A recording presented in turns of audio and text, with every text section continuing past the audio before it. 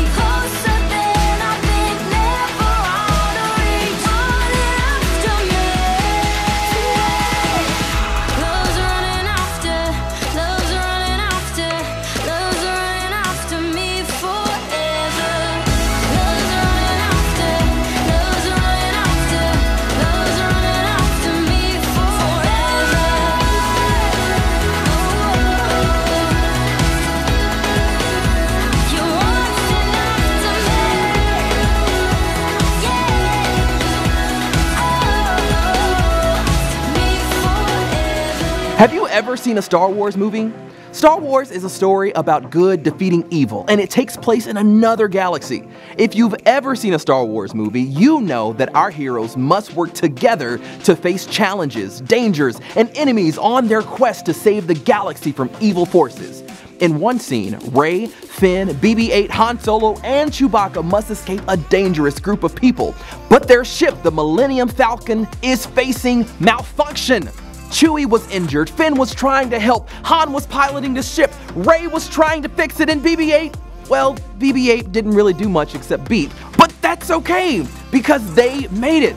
It took a whole team to help our friends from Star Wars escape from danger. Today, we're talking about how we need a team around us in real life too. If you were in a spaceship, I bet you'd want to be surrounded with people you trust. People who could help you, and who you could help in return. But even if we never get on a spaceship, there are still so many ways that we can help each other. So I have some questions for you. If you were on a spaceship that was in danger, who is one person you would want to have with you? What would that person do to help you? And what would you do to help them? Well, today we're going to hear a story about a man who couldn't walk, his friends who wanted to help, and Jesus, who had the power to heal him.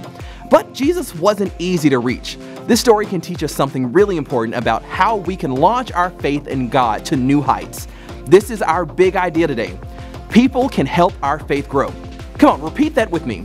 People can help our faith grow. So what? Why does this matter to God, and why should it matter to us? Well, let's check out Hobbies with Bobby to learn more about this main point. I'm Bobby and I grew up on my family's farm. I moved to the big city, let adventure take me far. It's Hobbies with Bobby, Bobby, yeah! This is Hobbies with Bobby. Oh, hi there! Welcome to my family's farm. Last week, I learned that I can spend time with God. Want to see a video of a tiny goat that helped teach me that lesson? Ready for how cute this is? Check this out.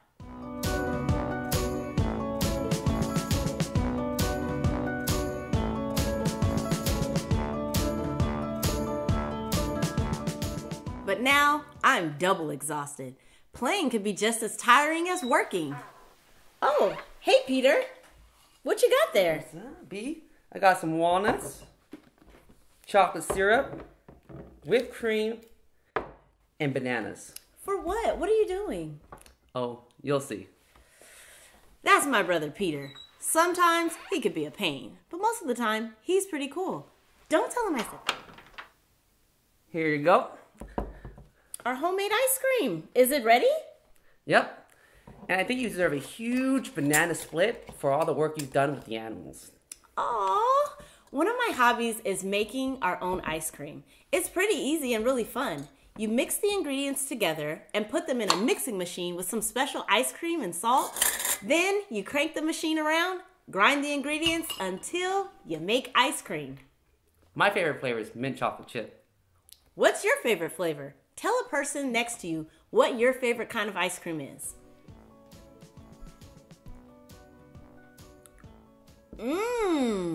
This is delicious.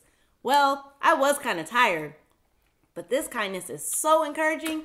Maybe we could do a surprise for Mom and Dad. That's a great idea. Did you notice that the goat pen needs some remodeling work? It hasn't been painted in years, and there are some weeds as tall as I am. Would you help me clean it up? I've never painted anything that big before. I'll help you. Maybe we can invite some of my friends over, and we can all do it together. Sure, we can do it together.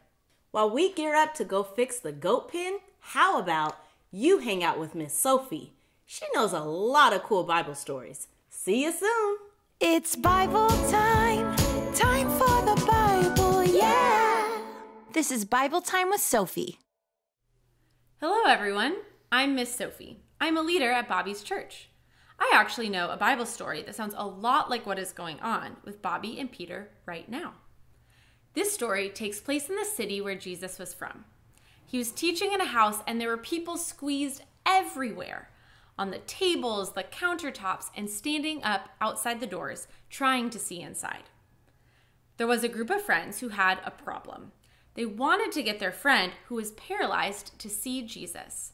Their friend's legs couldn't walk, and they believed that if they could just get their friend in front of Jesus, that he might heal him and help their friend to walk. So they got on the roof. Let's look what the Bible says.